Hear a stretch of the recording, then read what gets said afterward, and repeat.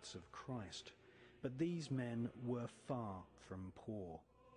They deliberately styled themselves as monks so that they could go about their Luciferian Kabbalistic studies and conduct business without being taxed nor arouse suspicion from the Vatican.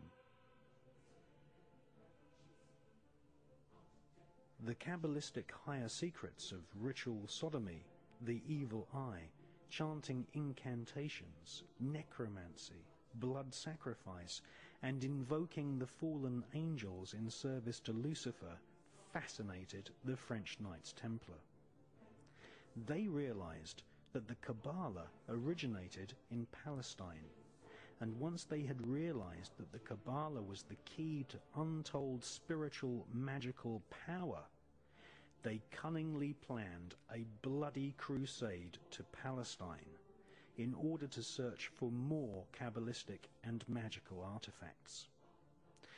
They eventually discovered and looted the Temple of Solomon. Solomon was a biblical magician king who is accredited with inspiring large parts of the corpus of works we now know as the Kabbalah.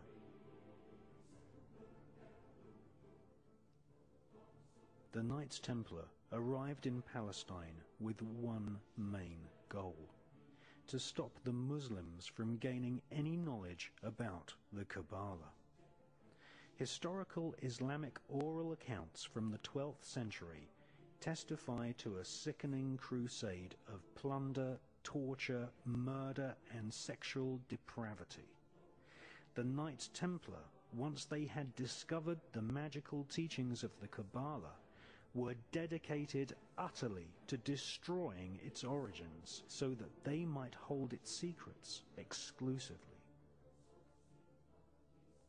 Archaeologists have found ample evidence of tunnels constructed by the Templars in Jerusalem. They are widely believed to have found and brought back to Europe the fabled Holy Grail. The so-called Holy Grail is actually a set of higher magical teachings. It is not an object, but a piece of information. Utterly Kabbalistic in its origin, the Holy Grail is the highest Kabbalistic secret. That is, that physical matter can be transformed molecule by molecule by the use of incantations of ancient Hebrew letters and numbers, and that the nature of reality is really an illusion. They're all expressions of the same energy field, manifesting in different ways. So, of course, the planet itself is a living, thinking, emotional entity. And we are interacting with that energy field. And one of the things the Illuminati have set out to do and are trying ever more to do in the period we're experiencing now is to bring the vibrational state of the Earth's field, the Earth's consciousness, to as that's what they're trying to do. They're trying to disconnect us from multidimensional infinity so that we don't see the world from that perspective and therefore see through the illusion and see through the nonsense and see through the lies. And then once they've disconnected people, they then program this lower level of our consciousness.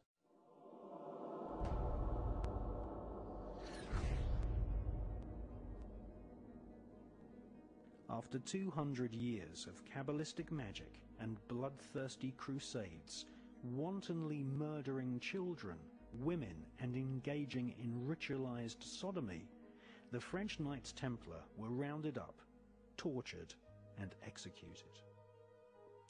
Many confessions told of the Knights Templar monks ritually sodomizing each other, invoking evil spirits, and implanting these spirits into animals such as cats. Various black magic artifacts were confiscated from castles owned by the Knights Templar, including silver caskets containing desiccated heads and skulls. The Knights Templar referred to these heads as Baphomets. They were placed at the center of a round table. Templars would then conduct a séance, invoking the spirit of Lucifer to speak through the head. The most damning information exposed them as anti-Christs. Several Knights Templar confessed that the image of Jesus was spat upon and trampled during Kabbalistic rituals, a satanic tradition which is still practiced to this day at lodges of the Ordo Templi Orientis, which was once headed by Aleister Crowley. Many Knights Templar bribed their way out of prison and escaped to Scotland and the Mediterranean island of Malta. They first renamed themselves the Sovereign Knights of Malta, and then, after establishing trade routes to North America long before Christopher Columbus, they re-emerged in Scotland, calling themselves Freemasons. All versions of Freemasonry, Rosicrucianism, the Skull and Bones, the Palladian Rite of Freemasonry, Co-Masonry, Scottish Rite Masonry, the Ku Klux Klan, and Crowley's Ordo Templi Orientis are derived from the original Kabbalistic rituals of the Knights Templar. The Kabbalistic banishing ritual of the pentagram was in part performed by Queen Elizabeth II during her coronation ceremony in 1952. The ritual was based on the lesser banishing of the pentagram ritual designed by Aleister Crowley for the Golden Dawn secret society.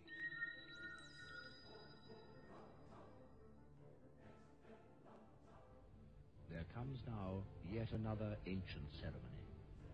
The great officers of state, and the bishops, and the nobles who have borne the swords, the scepters, and other regalia, move to the steps of the throne, which stands upon its dais. This throne, like the raised floor of the theatre itself, is descended from those days 1,500 years ago, when the early kings sat for their crowning upon a mound of earth. So today, the Queen will ascend the steps of her throne, there symbolically to be lifted into it by the Archbishop and the Earl Marshal, in the sight today of a great multitude of people. It is at the moment that she is seated upon her throne that she takes possession of her kingdom.